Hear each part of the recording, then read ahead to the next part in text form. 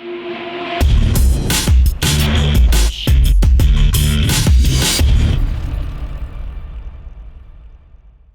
안녕하세요. 청필중입니다.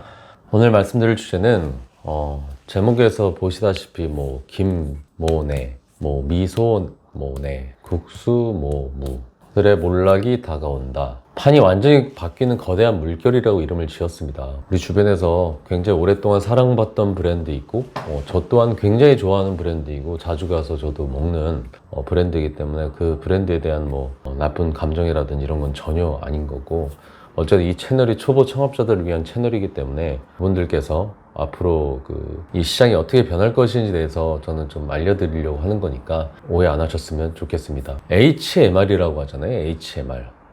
HMR은 어떻게 보면 가정에서 간단하게 이렇게 요리를 해 먹을 수 있게 이렇게 원팩 포장 시스템으로 이렇게 오는 그런 제품들을 얘기하는데, 그 HMR의 원조가 누군지 아시나요? 이게 사실상 쉽게 사람들이 얘기하잖아요. 이게 아무런 기술이 없어도 바로 그냥 라면 끓이는 정도만 알면 할 수 있는 조리법이다 이렇게 홍보를 하고, 실제로 그렇게 해서 큰 성공을 거둔 그런 시스템인 건데, 그게 바로 프랜차이즈 시스템입니다. 공장에서 다 조리가 되어 있는 김치찌개 팩을 한 팩 뜯어가지고 냄비에 넣고 끓여서 나가면 되는 거고, 공장에서 만든 그 육수 농축액을 희석해가지고 공장에서 삶아서 익혀서 먹기 좋게 잘라가지고 그렇게 고기를 진공팩에 담아서 가맹점 주방에서는 그램수 재가지고 그 육수에 그 고기 넣어서 나가면, 우리는 그 김밥집 프랜차이즈 식당에서도 사골곰탕을 먹을 수도 있고 순댓국도 먹을 수 있는 거예요. 원팩 시스템이라고 부르는 그 시스템이 김치찌개 한 봉지 뜯어서 나가게 되는 그런 시스템인 거고, 육수 따로 고기 따로 조합을 해가지고 그걸 합쳐가지고 이렇게 조리를 해서 나가면 되는 그런 밀키트 시스템이 바로 그 프랜차이즈 물류 공급 방식인 겁니다. 아까 얘기했던 김땡땡이나 미소땡이나 국수땡무나 얌땡 김밥이라든지 이런 브랜드를 제가 나쁘다고 하는 게 아니라, 시대의 흐름으로는 이게 점점 어려워져 가고 있어요. 그러면 앞으로 우리가 준비해야 될 게 뭔지 정확히 알고 넘어가자는 게 제 생각입니다. 물론 소비자가 아니라 초보 창업자 입장에서 말이죠. 그렇다면 이 김땡네나 미소땡이나 국수땡무나 이런 프랜차이즈를 그냥 프랜차이즈라고 하지 말고, 어쨌든 그냥 정의를 내려야 되잖아요. 프랜차이즈 다 똑같은 시스템이 아니니까. 이런 부류의 프랜차이즈를 저는 캐주얼, 형식 프랜차이즈라고 정의를 하겠습니다. 캐주얼이라는 말은 그야말로 그 정통은 아니잖아요. 정통, 제대로 이런 게 아니라 대충 편하게, 간편하게, 부담 없이 이런 개념인 거고, 제대로 된 맛집이나 제대로 된 정통 한식, 일식, 중식 이런 전문점이 아니라 끼니를 때울 수 있는 그 가격대나 음식 맛이나 그런 것들이 그냥 무난한 곳, 가성비가 좀 괜찮게 보인다 이런 곳이라고 저는 정의를 합니다.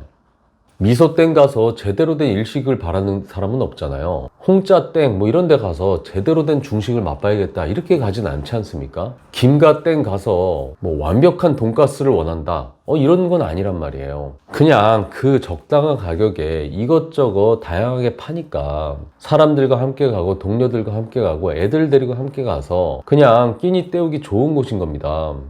그러다가 요즘 질병 사태도 질병 사태지만 그 전부터 우리는 중국발 미세먼지와 황사에 지쳐 있었고요. 겨울엔 너무 춥고 여름엔 너무 덥고 봄, 가을이 없는 그런 시대에 살고 있었습니다. 그로 말미암아서 사람들은 외부에 나가는 걸 꺼리는 시대가 이제 돼버렸고, 그 즈음에 또 배달의 민족과도 같은 그런 언컨택트 시대를 선도하는 문화가 생기고요. 이제는 모든 음식을 집에다가 가져다 먹는 시대가 된 거죠. 그에 따라 음식을 소비하는 문화도 완전히 두 개로 나뉘게 되는 건데, 그중 하나는 정말 맛있는 것은 직접 수소문해서 인스타나 페이스북 다른 루트도 이런 다 찍어 놨다가 기어코 찾아가서 먹는 문화가 생겼고요. 찾아가서 먹는 그 자체가 목적이고, 그래서 가서 사진 찍고 남기고 자기들끼리 공유하고 이런 문화가 생긴 거고요. 다른 한편으로는 끼니를 때우는 데 있어서 어떤 종류의 음식이든 그냥 편하게 시켜서 집에서 편하게 먹을 수 있는 문화가 생긴 거죠. 예전에는 직접 외식하러 가야 먹을 수 있는 그 별의별 음식들이 이젠 다 배달이 됩니다. 예전에는 우리가 기껏해야 짜장면이나 탕수육, 뭐 치킨, 뭐 이 정도나 배달이 됐다면은 지금은 예전에는 외식으로만 즐길 수 있었던 그런 뭐 돼지갈비나 뭐 해물탕, 뭐 이런 헤비한 음식부터 월남쌈이나 뭐 감자탕, 뭐 베트남 쌀국수, 태국 팟타이 이런 쉽게 먹을 수 없는 것들도 이제 다 배달로 온단 말이에요. 예전에는 그래서 외식으로 즐기던 것들이 배달로 들어와서 평소에도 가볍게 먹을 수 있는 평식의 개념으로 들어왔다는 얘기인 건데, 그렇다면 왜 저는 그런 김가 땡이나 얌땡 김밥이나 뭐 국수나 땡이나 이런 캐주얼 브랜드들이 점점 서서히 지고 있다, 이런 얘기를 제가 왜 하는 걸까요? 왜냐하면 바로 이 브랜드들이 원래는 동네바다 그냥 대충 편하게 때울 수 있는 그런 캐주얼 평식으로다가 자리 잡고 있었던 그런 매장이었단 말이에요. 집에 식구도 별로 없는데 앞에 나가서 뭐 좀 일 좀 보고 있다가 들어오면서 뭐 돈가스하고 우동 하나 시켜가지고 끼니 해결하고 집에 가고 애들도 뭐 같이 먹고 들어가고 뭐 이런 식이었는데, 중요한 건 이제는 시대가 좀 달라지고 있다는 겁니다. 일단은 그 브랜드들의 안을 한번 들어가 보자고요. 우선 어떤 브랜드든지 그 공장에서 찍어낸 제품을 프랜차이즈 물류 유통을 거쳐서 매장에서 직원을 쓰면서 그 가맹점주는 또 임대료를 내면서 그렇게 장사를 해서 생활비를 감당해야 되는 점주의 수익까지 더해서 나온 음식을 배달료를 또 더해서 우리 집에서 시켜서 먹는다? 좀 더 자세하게 한번 들어가 보겠습니다.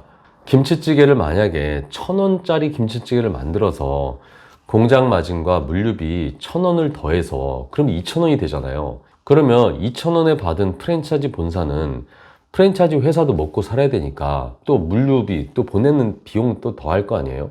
그럼 돈 1,000원은 더 해야 될 거 아니에요. 그러면은 프랜차이즈 마진이나 물류비 1,000원을 더해서 또 거기에 세금이 더해져 가지고 그럼 3,000원짜리 원팩 조리된 김치찌개가 그 가맹점에 도착을 하게 됩니다. 그러면 가맹점주는 그거를 뜯어서 조리하고 또 밥을 짓고 밥 한 그릇과 김치와 단무지를 더하면 이게 원가 3,500원짜리가 된 거를 매장에 오는 고객들한테 7,500원에 대접을 하는 건데, 근데 걷다가 매장에서 먹었을 때도 이게 그런데 배달을 하게 되면 거기다가 또다시 배달 용기 값이 더해지고 배달 대행비가 더해지고 배달 광고료가 더해지잖아요. 그러면 3,500원 원가에 뭐 용기값 500원, 1,000원 더하고 배달료 3,500원 더하고 거기다가 배달 광고한다고 뭐 배민의 깃발값 뭐 돈 1,000원 또 더해지면은, 그러면 이거 그 가맹점주가 남기려면은 먹고 살려면은 원가 1,000원짜리가 10,000원에는 팔아야 이게 먹고 살 거예요. 그래서 지금 그 캐주얼 브랜드들의 가맹점들의 마진들이 배달을 하게 되면은 뭐 최악이라고 하는 걸 넘어서 배달을 하면 할수록 점주는 손해라는 그런 공식이 생기게 된 거고, 직접 배달 대행 안 쓰고 그 사장님이 직접 오토바이 배달해가지고 이렇게 하는 데 있잖아요. 그런 데만 간신히 수익을 보전을 할 수가 있고, 어쨌든 프랜차이즈 본사는 점주가 남든 안 남든 어쨌든 아까 물류 공급할 때 1,000원 마진은 받잖아요. 그럼 어쨌든 많이 팔리는 적게 팔리는 본사는 1,000원이 남겠지만, 그렇게 됐는데 어쨌든 배달이라는 게 이렇게 활성화되다 보니까 원래는 와서 먹어야 될 사람이 배달을 시켜 먹게 되면 점점 더 내방 고객이 줄어든단 말이에요. 그럼 배달 대행은 쓰는데 직접 내방 고객들 하는 그런 홀서빙 직원은 놀아. 인건비는 인건비대로 쓰고 비용은 비용대로 늘어나고 이래 버리니까 결국에는 그렇다고 음식을 안 할 수는 없으니까 또 울며 겨자 먹기로 막 배달도 하고 이런 다양한 뭐 이런 것들을 하다 보니까 점점 더 이게 어려워지고 있다가 지금 완전히 임계점에 다다른 점주들이 지금 엄청 많다는 거죠.